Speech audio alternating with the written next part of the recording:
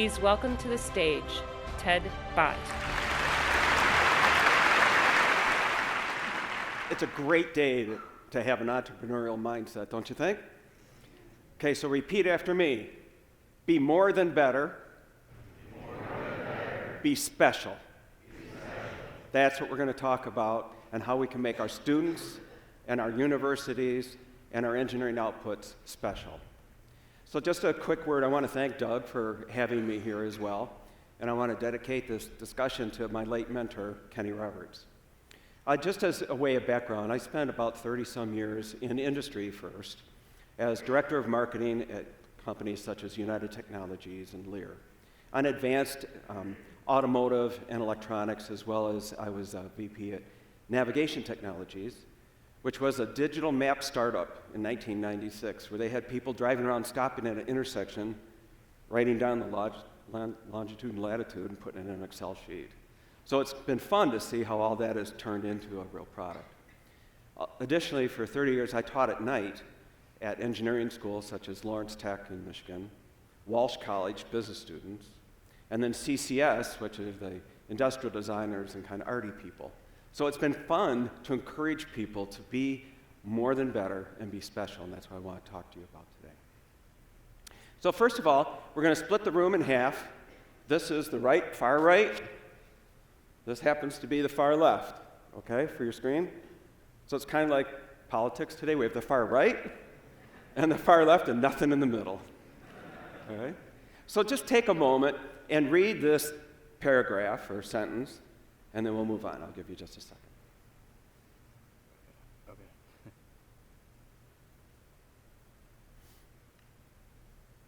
Now that's exciting, isn't it? Not so much, huh? Well, there's a message in there. So what I would like you to do is just read it again. You know how you see things a second time when you read it? So read it once again, please.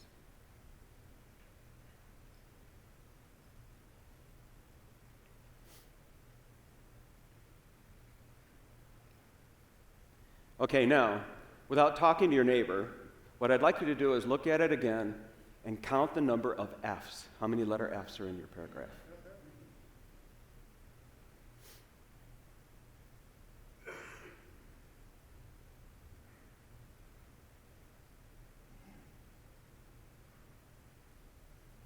Okay? How many did you get? 3, 5, 6, 7 in the middle. 10. 3. 3, 5 seems to be quite a bit, right? You know, it's interesting because every time I do this, it doesn't matter if there's, actually, this is a great bar game if you're at a bar. Every time I do this with more than 5 people, the results are the same. Here's the interesting thing. There's 7. And here they are. I will bet the ones you missed were from the word of. Right? So let's think about that for a minute. When you were taught how to spell and sound things out, you were taught of sounds like OV, right? Of. Finished in files is an F. So it's interesting that you're taught one thing and you see it and you're adamant. When I've done this with engineering departments, I mean, they're crossing their arms and go, I don't need to look again. There's like 5. I say, okay. But isn't it funny when someone brings a new piece of information, how your whole viewpoint changes? Just a small thing, a small change. So what we have here is the power of different points of view and information. What we want to do is be the focal point where we can take mindset along with skill set and create value. Because that's what the theme of this whole conference is creating value. So value creation, as we've seen, are the different types: transactional, instrumental, collective, and intrinsic. I would argue that there's another value, which is that being special, which is over and above normal value.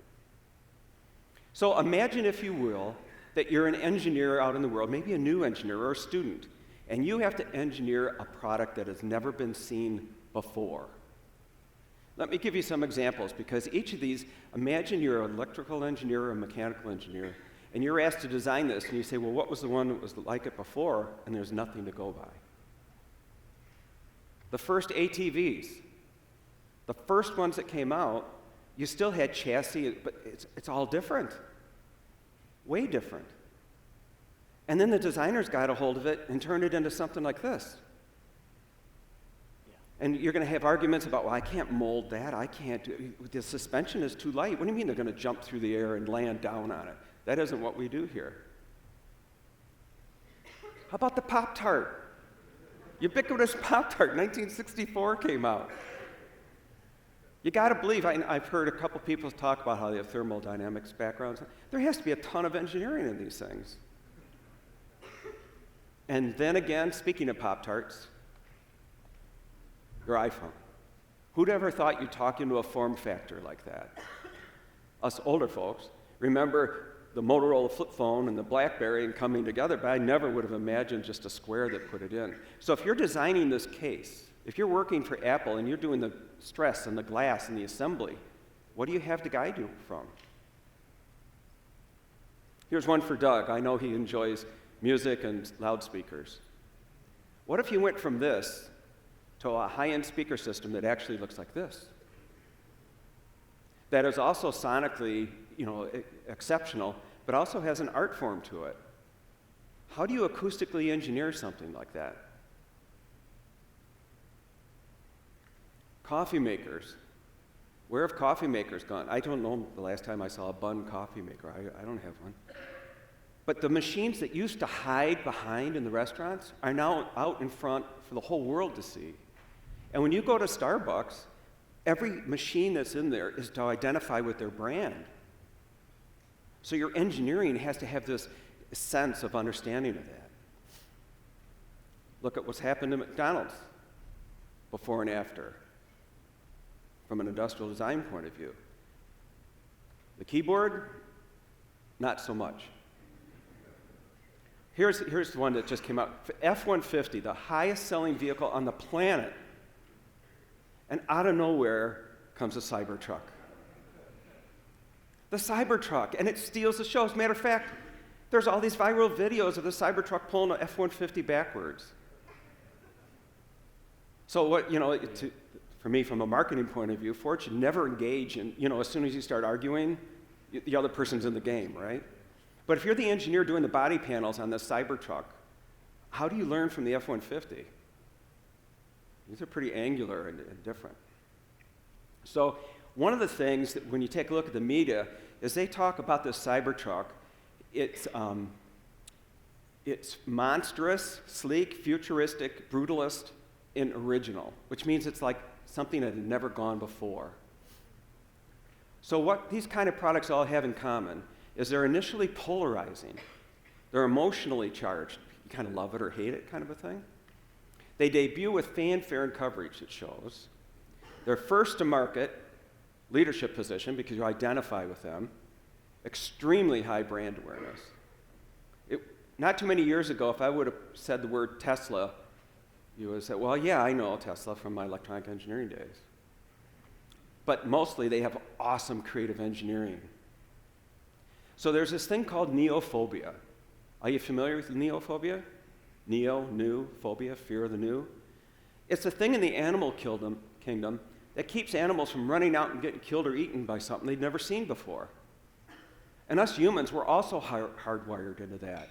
When we see something that we've never seen before or challenged with something we've never been challenged with before, we tend to retreat to the relative safety of the familiar, where we have our comfort. Maybe over time, the expression, I didn't like it at first, but it's starting to grow on me.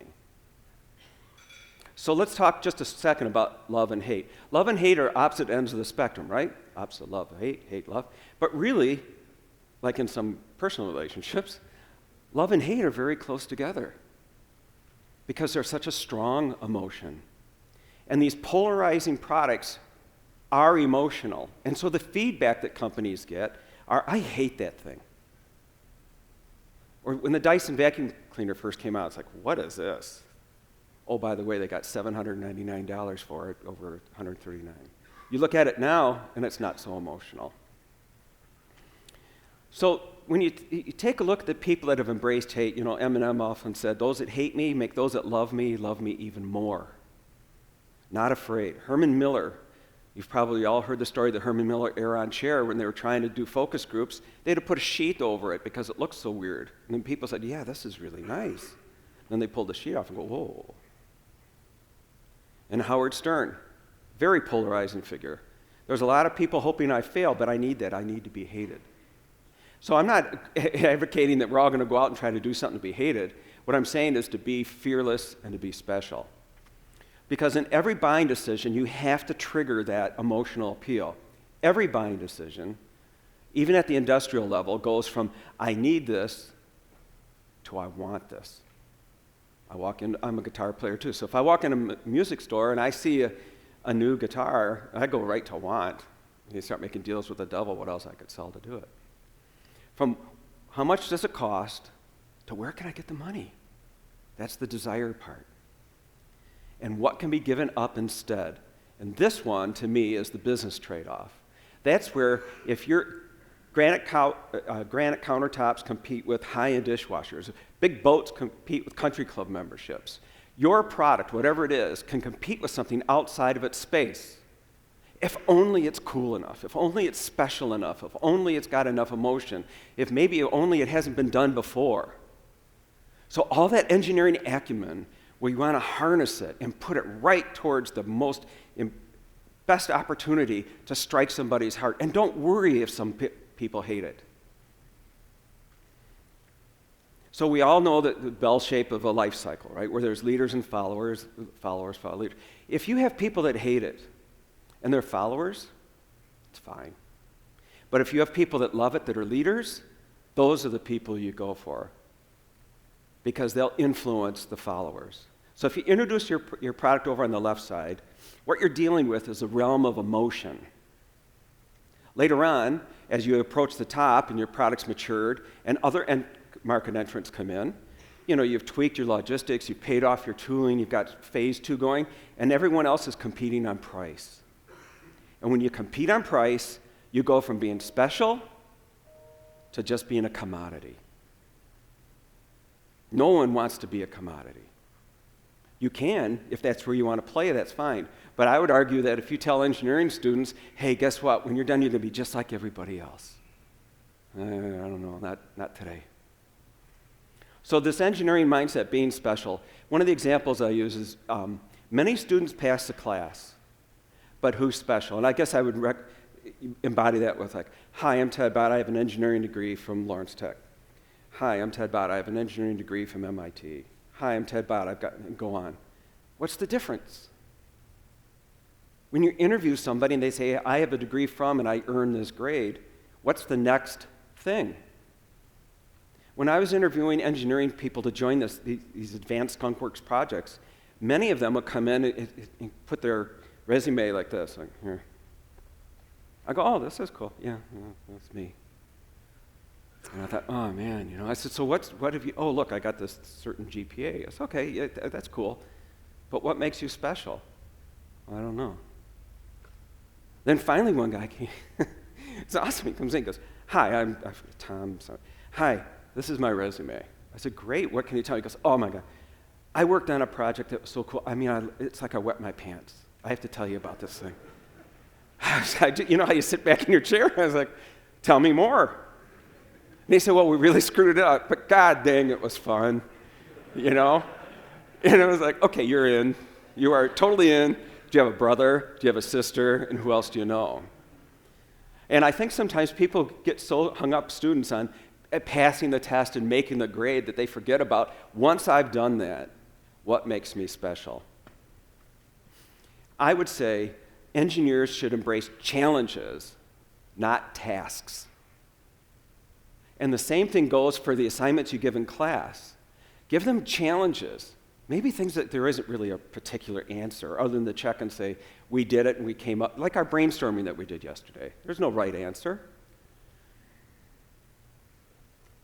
And the point is that this creative engineering backups and enhances product and brand promise. Us marketing people are all about making the brand promise. And if we don't have engineering that allows the product to keep it, we're in trouble. Because once you break or don't meet that brand promise, you've lost your competitive advantage. So people and engineers make the impossible thing happen or break a sure thing. I want to spend a moment on this. I happened to go, dig this, 1996. I was working for that United Technologies, and we had a partnership with Microsoft, Qualcomm, Alpine, Fujitsu 10. And at the time, it was the Auto PC. It was a compact edition Microsoft operating. And we wanted to make a single DIN PC that would take over your radio, do navigation, all the stuff you see today. So we mocked a car up, and I went to these automakers, and I went to the head of worldwide engineering at this one OEM, and I was on a stage like this, and we had Paul Olson from Qualcomm, and I swear, we had Ballmer on the big screen. I mean, he was not as big as he was, but he's a big guy, important guy. So he's on there, and I'm starting to tell the story about imagine the day in the life where you get in your car, and it's going to want to, these things are going to come together, and it's going to want to talk to your phone. And it's going to look, and it's going to say, oh, you don't have an appointment till 9 o'clock. You're a little bit low on gas. There's a gas station up ahead.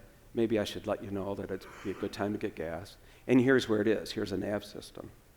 And the chief engineer that was sitting right in the middle with all the disciples on either side, he starts laughing.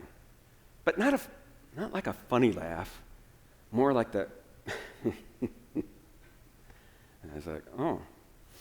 So I'm not bashful. I said, hey, cool. What's the funny? I mean, I know it's kind of ahead of time, and we have speech to text and text to speech and all that, but what's so funny? He said, you just don't get it. You hit your brake, Control-Alt-Delete's not an option. Ha ha ha. And I was like, oh, man, that's a problem. Because immediately, everybody on either side of him did this. So when you're in the middle, like you're done? I said, well, listen, I'm really glad you had time today. I appreciate talking to you. And then we went on to other automakers like BMW with the iDrive. Now, compare and contrast that. Arctic Cat, they make snowmobiles and those ATVs. I went to Arctic Cat. They're in Thief, River Falls, Minnesota. I swear it's the coldest place on the entire planet. They invited me there on February 5th. So I fly into Fargo, and I get to the rental car, and I notice they're all trucks and four-wheel drives. And the lady says, don't worry, we have plug-in heaters so it doesn't freeze. I was like, oh, I've got my little coat here. So I went to Arctic Cat to meet with a guy named Roger Skyme, who was the father. I mean, he made the first ones with a lawnmower engine and skis, the father of engineering. And he had his team in this U-shaped thing, and he also was in the middle, but in the back. And I started telling this story. It's very similar to what I was talking about with Ford. And I was challenging him about what's your cool thing, what makes you special. And it's like he couldn't wait. He goes, Ted, I got to tell you, you signed the NDA, right? I go, yeah. He goes, check this out. And remember that ATV I showed you that was kind of like futuristic? They had things that looked like F-15s. Like it was way out there. And I said, that is cool. When are you going to introduce it? He goes, I don't know. We can't figure out how to make it yet, but we're gonna. So think about that. The students that you're teaching someday may be into an engineering management position that can completely influence the company's direction. They can either bless it or pass it aside. And I would argue that this Roger Skyme, who had been there for 40 years, who could have said, hey, I've done it all, I don't need you, was probably the most progressive engineering manager that I've run around. And it was a pleasure to work with them ever since. So those are two examples. And what I want to, again, stress is that with your students, if you can bring these kind of outside influences in, this is part of a talk that I give. I love it because I've done this for years with students, and I've done this for years with companies like Procter & Gamble, everyone like that. But I've never had a chance to actually talk to the educators, like kindred spirits, to say, here's the crash, here's the mashup between, industry and education and how we can influence each other. So that's why I'm super excited to talk with you today. So here's your assignment. Expand the expectations of your students from learning functions into business and value creation.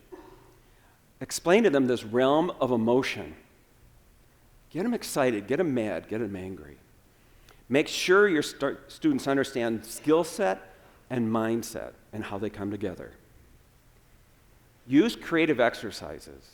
Through the years, I've got a ton of them, like the F's was one just for awareness. But there's a lot you can do for engineering, and I'd be happy to share, or if the opportunity came to come and show how these things work. Because exercises, just like we did here, allows people to get in on it. So I would say, let your students in on it. Be more than better. Be special. Thank you very much.